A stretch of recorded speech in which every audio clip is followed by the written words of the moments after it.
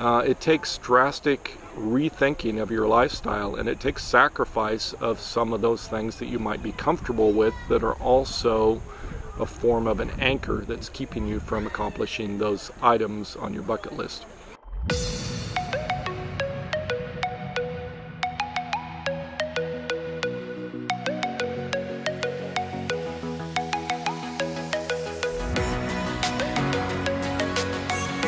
I'm in Austin, Texas today, and at a park right near Stan's house. It's called Windmill Run Park, and I just wanted to come down here this afternoon. We have beautiful weather and talk about bucket lists. There's a term that's been around for many, many years in America called to kick the bucket. To kick the bucket means like you're standing on top of a bucket with a rope around your neck, and you kick the bucket out from underneath you, which causes you to hang yourself and die on the rope, a form of suicide. So there's an expression, to kick the bucket. That means to die. And a bucket list is specifically a list of things that you feel like you need to do before you kick the bucket. And it was popularized in the 1990s by a movie with Jack Nicholson and Morgan Freeman, two old guys that have cancer that make a list of things they want to do before they die. So bucket list thinking is thinking about the things that you feel are important to you in your life to pursue before you die. In 2013, I had 2 intestinal surgeries, and this caused me to really rethink the value of things in my life, particularly things that I was passionate about and things that were important to me.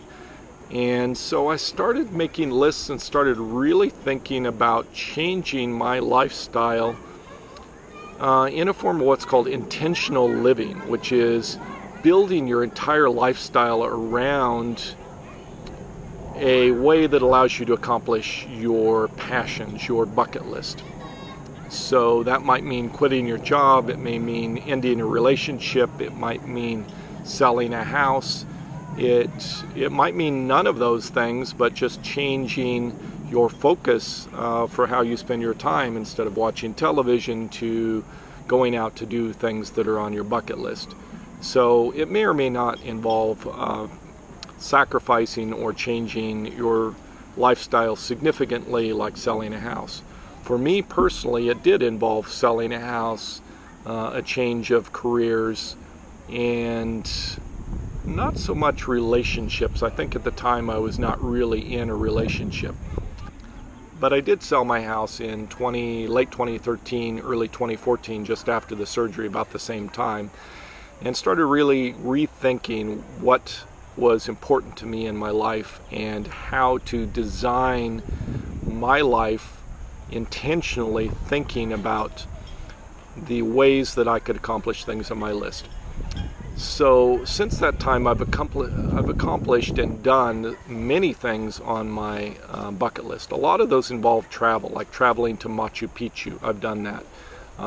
One of the things I wanted to do was a 10-day meditation retreat from the Vipassana organization, and I did that. I wanted to live in Germany and be conversational in speaking German, and I did that. I lived in Germany, in Berlin, for 6 months. I wanted to live in Latin America and travel Latin America and learn Spanish. So I lived in Central America for 7 months, or 6.5 months, and then after that I lived in South America for 7 months, traveling through many countries there, trying to practice my Spanish, which is okay to poor. I can get by, and it's getting better all the time. So these are a few of the bucket list items that I have accomplished, and that was through some sacrifice, not only in things that I've owned, but choices of deciding that I needed to give up my publishing company. For instance, I had a graphic design company and a publishing company. I shut down my publishing company in 2009, which was a huge anchor to allow me the freedom to do graphic design on the road and become a digital nomad. So these are some of the sacrifices that were necessary to make the lists, make the items on my list possible to where I could pursue those.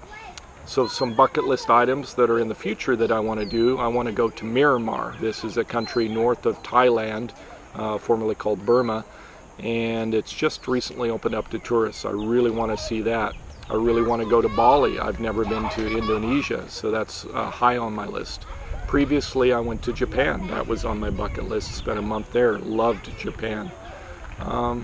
So I do have items I still want to do, and the box truck or house truck project is one of these projects. I've wanted to construct my own mobile living situation that is sort of a MacGyver, gadget, utilitarian, apocalyptic, bug-out type vehicle that I can live in and travel in. So all of these things have become extremely important to me. I have a list of 7 people that I'd like to meet and have lunch with. And recently I accomplished one of those, and that was meeting Giuseppe and spending time with him. He's one of those 7 people that I really, really wanted to meet and spend some time with. So I do have 6 other people that eventually I hope to be able to meet and contact, and that's still on my list.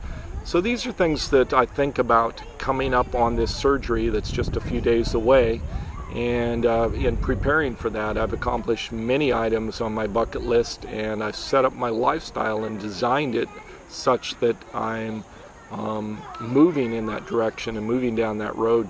So I guess the takeaway that I'd like you to have as a viewer of this video is that you might consider making a list of things that you really want to do before you kick the bucket.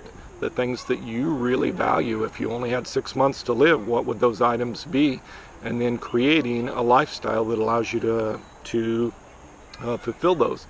That doesn't mean giving up on any source of income or career, but it might mean drastically changing the way you spend your money, your expenses, and looking at your income source and trying to find a ratio between the two, the income and the expenses, that allows you to accomplish what you want to do. For instance, it might be surfing. You may be able to get a job, I don't know, serving ice cream on a beach, but because of that lower income, you may end up living in a van on the beach, or renting a room from somebody that lives nearby a beach, and downsizing your lifestyle and all of your belongings to where you can fit into some a small bedroom of a house that you would rent just one room in. So it takes drastic rethinking of your lifestyle, and it takes sacrifice of some of those things that you might be comfortable with that are also a form of an anchor that's keeping you from accomplishing those items on your bucket list.